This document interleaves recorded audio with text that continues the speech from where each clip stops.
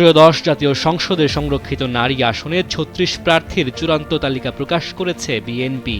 সোমবার দলটির সিনিয়র যুগ্ম মহাসচিব অ্যাডভোকেট রুহুল কবির রিজভী এ তালিকা প্রকাশ করেন। রিজভী জানান, সংরক্ষিত নারী আসনে মনোনয়ন দিতে জাতীয় কমিটির সদস্যরা 2 দিনব্যাপী সাক্ষাৎকার গ্রহণ করেছেন। সাক্ষাৎকার শেষে মনোনয়ন বোর্ড ৩৬ জনকে মনোনীত করেছে।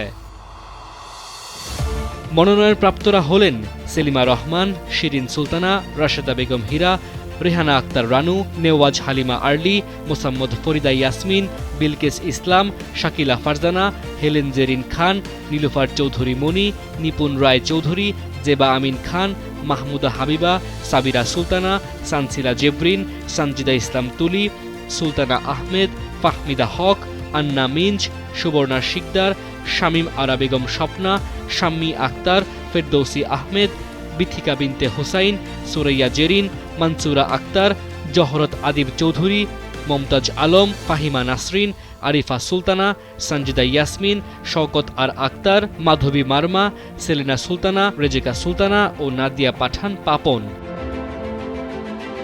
এর আগে গেল শুক্র ও শনিবার রাজধানীর গুলশানে চেয়ারম্যানের কার্যালয়ে সংসদে সংরক্ষিত নারী আসনে মনোনয়ন প্রত্যাশীদের সাক্ষাৎকার নেয় বিএনপি। দলীয় সূত্রে জানা যায়, মোট 1025টি মনোনয়ন ফর্ম বিক্রি হলেও জমা দেন প্রায় 900 জন। ডেস্ক রিপোর্ট, সময়ের আলো।